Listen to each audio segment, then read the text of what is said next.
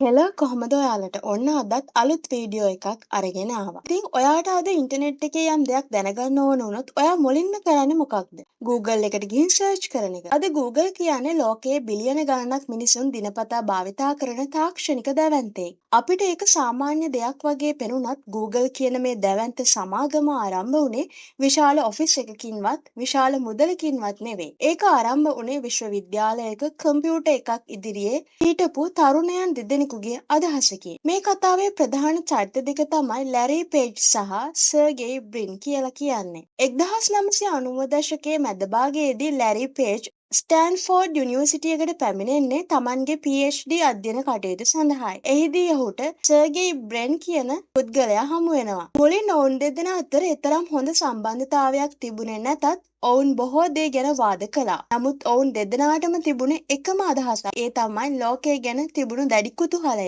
එතකොට ඉන්ටර්නෙට් එක වේගයෙන් වර්ධනය වෙමින් තිබුණා. වෙබ්සයිට්ස් ගණන දිනෙන් දින වැඩි වුණා. නමුත් ප්‍රශ්නයක් තිබුණා. ඉන්ටර්නෙට් එකේ ඉන්ෆර්මේෂන් තිබුණත් ඒ ඉන්ෆර්මේෂන් වලින් ඔබට අවශ්‍ය දේ ඉක්මනින් හොයාගන්නේ කොහොමද කියන එක. ඒ කාලේ තිබුණු සර්ච් එන්ජින් වෙබ්සයිට්ස් සොයාගන්න උදව් කළා. නමුත් ලැරි පේජ්ට හිතුනේ තවත් වෙනස් දෙයක්. ඔහු කල්පනා කළා වෙබ්සයිට් එකක් වැදගත්ද නැද්ද කියලා තීරණය කරන්න පුළුවන් නම් කියන කාරණාව. ඔහුට පෙනී ගියේ ඇකඩමික් පේපර්ස් වලට ලැබෙන සයිටේෂන්ස් වගේම වෙබ්සයිට්ස් වලට ලැබෙන ලින්ක්ස් එකිනෙකට සම්බන්ධ කරලා වෙබ්සයිට් එකක වැදගත්කම තීරණය කරන්න පුළුවන් කියලා. මෙතනින් ආරම්භ වුණේ Google බවට පත්වෙන ප්‍රොජෙක්ට් එක.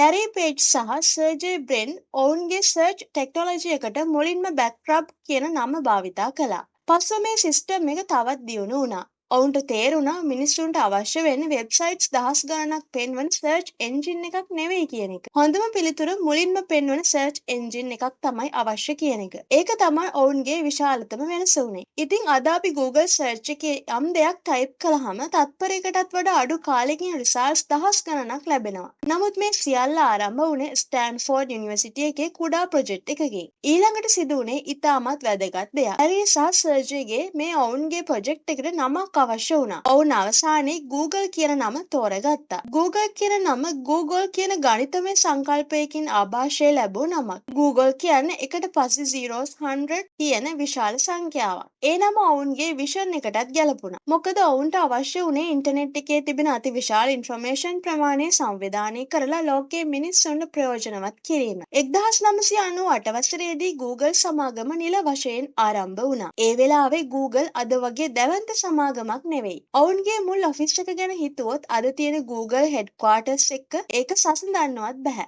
මුදල් සීමිතයි, සම්පත් සීමිතයි. නමුත් ඔවුන්ගේ අදහස විශාලයි. මේ කතාවේ වැදගත්ම ලෙසන් එක තමයි විශාල දෙයක් ආරම්භ කරන්න විශාල සම්පත් අවශ්‍යම නැහැ. ඔබට අවශ්‍ය වන්නේ ප්‍රශ්නයක් දැකීම. ඒ ප්‍රශ්නයට අලුත් විසඳුමක් හොයා ගැනීම. ඒක විශ්වාස කිරීම. දෙවනුව දිගටම වැඩ කිරීම. Google එකේ සාර්ථකත්වය එක රැයකින් සිද්ධ වුණේ නැහැ. ඔවුන්ට තරඟකරුවන් හිටියා. අභියෝග තිබුණා. මුදල් සම්බන්ධ ගැටලු තිබුණා. ටෙක්නොලොජි එක දියුණු කරන්න අමාරුකම් තිබුණා. නමුත් ඔවුන්ගේ ෆෝකස් එක වෙනස් වුණේ නැහැ. මිනිස්සුන්ට ඉන්ෆර්මේෂන් සොයා ගැනීම පහසු කරන්නේ කොහොමද කියන ප්‍රශ්නය ඔවුන්ගේ ගමනේ මූලික අරමුණ වුණා. ඒක තමයි ඔවුන්ව වෙනස් කළේ. අද Google සර්ච් එක විතරක් නෙවෙයි. Google Maps, Gmail, YouTube, Android, Google Drive වගේ සේවා ලෝකයේ බිලියන ගණනක් මිනිසුන්ගේ දෛනික ජීවිතයේ කොටසක් වෙලා තියෙනවා. නමුත් මේ දැවැන්ත ඉකෝසිස්ටම් එකේ ආරම්භය මතක් කරලා බලන්න. විශ්වවිද්‍යාල ප්‍රොජෙක්ට් එකක්, තරුණයන් දෙදෙනෙක්, කම්පියුටර් කිහිපයක්. ඒ වගේම ලෝකය වෙනස් කළ හැකි කියලා ඔවුන් විශ්වාස කළ අදහසක්. ඒ නිසා ඔබ මේ කතාව අහගෙන ඉන්නවා නම් එක දෙයක් මතක තියාගන්න. ඔබේ අදහස අද කුඩා එකක් වගේ පෙනෙන්න පුළුවන්. ඔබට රිසෝසස් නැති වෙන්න පුළුවන්. ඔබට සපෝට් කරන මිනිස්සු නැති වෙන්න පුළුවන්. ඔබ කරන දේ ගැන අනෙක් අය විශ්වාස නොකරන්න පුළුවන්. නමුත් ඒ කිසිවක් ඔබේ අදහස අනිවාර්යෙන්ම අසාර්ථක වෙනවා කියන එක නෙවෙයි. ඔබට ලෝකය වෙනස් කරන්න අදම හැකිද කියලා කල්පනා කරන්න එපා. මුලින්ම ඔබට වෙනස් කරන්න පුළුවන් එක දෙයක් හොයාගන්න. ඒක අදම පටන් ගන්න. මොකද කවදා හරි ලෝකය වෙනස් කරන විශාල කතාවක් බවට පත් වෙන්නේ අද ඔබ ගන්න පුංචිම පියවරක් වෙන්න පුළුවන්. ඉතින් වීඩියෝ එකත් එක්ක දිගටම රැඳිලා හිටිය ඔයාලට ගොඩක් ස්තුතියි. ඒ වගේම වටිනා මේ වගේ වීඩියෝ බලන්න අපේ channel එක subscribe කරලා එකතු වෙන්න කියලාත් ඔයාලගෙන් ආදරෙන් ඉල්ලනවා.